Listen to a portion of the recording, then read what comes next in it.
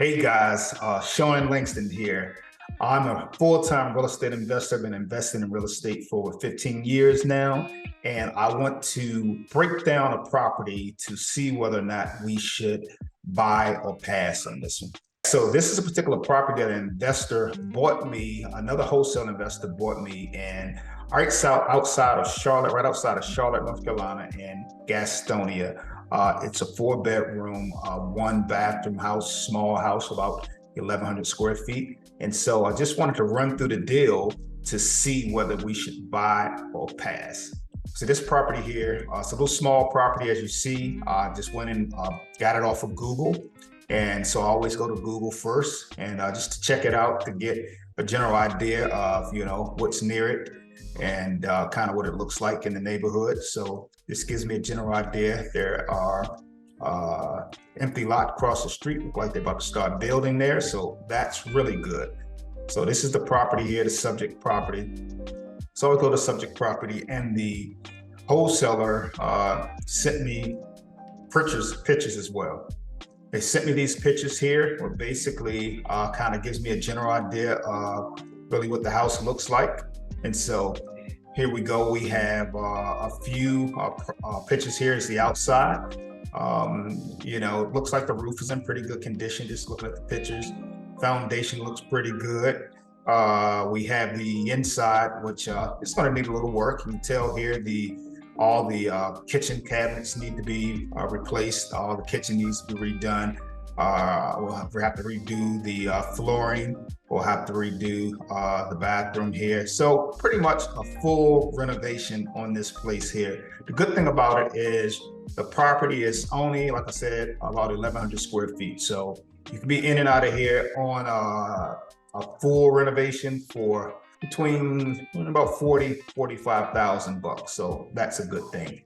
And so I'm going to run my numbers on this particular property. On this particular property, the wholesaler asking $137,000. $137,000. I know that some of the people on the West Coast are saying, what? You can actually get a house with windows and doors and everything for under $200,000. Yes, we can do that in the South down here in Charlotte, North Carolina. So let's pull this property up. So the first thing I like to do is I like to go to PropStream. PropStream is a good tool to use just to get a general idea of, what the property may be worth. PropStream can kind of be hit or miss, but it's a good place to start. So I put it in here, and PropStream is saying that the property is probably in the neighborhood of about 185,000, 184.5 to be exact. And this property actually has 2 bathrooms, so that's even better. 2 bathrooms and 1,311 square feet. So more than what I expected. I thought it was about 1,100 square feet, but it's closer to 1,300. So 4 bedrooms, 2 bathrooms, 1,300 square feet. And so this is what PropStream says, but I like to dig a little deeper. So I like to go into the local MLS. Now, everyone is not going to have access to the local MLS, but if you have a good agent, or if you have access to the local MLS, that can be super helpful. Between Zillow, PropStream, you can get a general idea, but the MLS does have live current information. So I like to go there. So since I do have access to it, I will go there. Yeah. So normally what I like to do is I like to search a radius search, right? So we're going to do a radius search, and that property is 706 Prior. So what I like to do is a search in the within a quarter of a mile radius. The closer you can go to the subject, the better, because that's what appraisers are going to look at. That's what real buyers are going to look at, is, how is this property compared to other properties that are selling in the general area. So let me bracket it by the square footage. It's 1,300 square feet. So I'm going to kind of bracket it by 1,100 square feet to about 1,600 square feet. So within a quarter-mile radius, we have about 4 properties. Let's see what we gather here. So, okay. All right. So we got one on the same street, which is good. They're building new construction.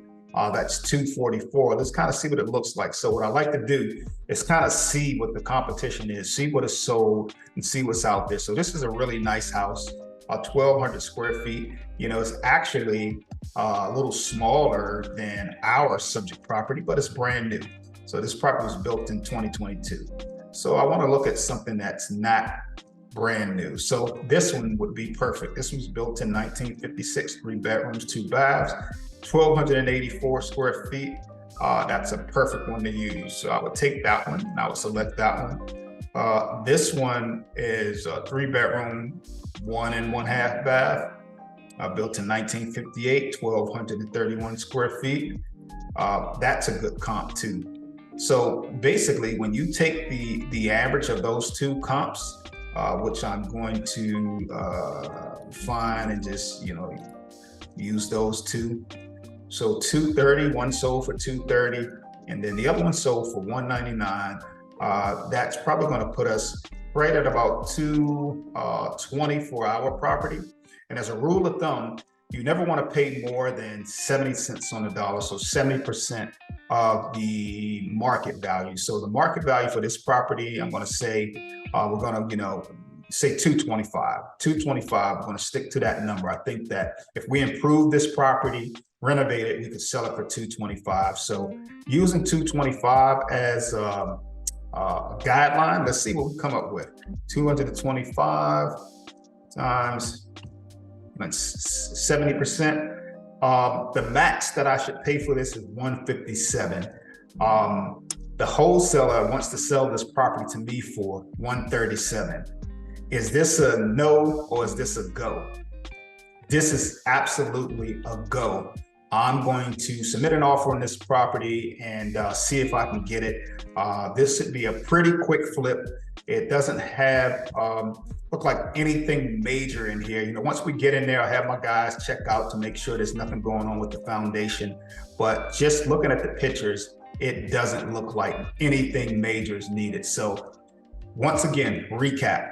If you come up with a property and you understand the number we got was 225. The most that you want to pay for a property is 70 cents on the dollar. 70 cents or 70% times 225.